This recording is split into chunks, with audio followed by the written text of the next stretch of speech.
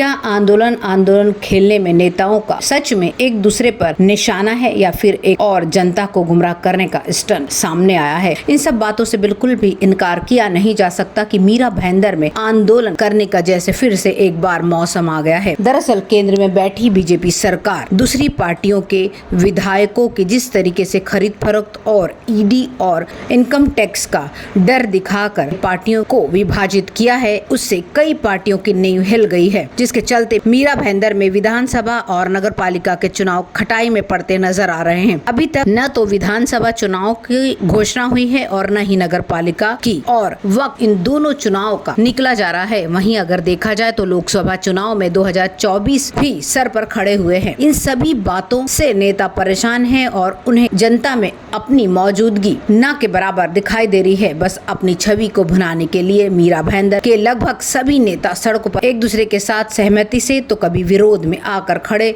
दिखाई दे रहे हैं, फिर चाहे वह नेता बीजेपी के हों, शिवसेना के हों या फिर मनसे के। अगर हम बात करें मीरा भाईंदर में, 1 नवंबर को पूरे मराठा समाज ने मीरा भाईंदर सहित पूरे महाराष्ट्र में आरक्षण मिलने के लिए विरोध प्रदर्शन किया, जिसमें अपनी राजनीति चमकाने के लिए विधायिका गीता जैन और विधायक प्रताप सरनाइक भी दिखाई दिए। अगर हम दूसरी तरफ बात करें तो कल पूर्व विधायक नरेंद्र मेहता ने मैदान बचाओ आंदोलन किया और भाईंदर वेस्ट में मनपा मुख्यालय का घेराव किया और साथ ही मुख्यालय के सामने क्रिकेट खेलकर अपनी उपस्थिति दर्ज की, जिसकी वजह से सड़क पर जाम लग गया और लोगों को परेशानी का सामना करना पड़ा और मीरा भाईंदर पुलिस के सारा तमाशा देखती रही। दरअसल हम आपको बता दें कि शुक्रवार को बीजेपी पूर्व विधायक नरेंद्र मेहता ने नगर पालिका मुख्यालय का घेराव किस मैदान के लिए किया? यह मैदान और कोई नहीं बल्कि भाईंदर पूर्व के 7-11 स्कूल के पीछे प्लेग्राउंड है, जिसके लिए शिवसेना विधायक प्रताप सरनाइक ने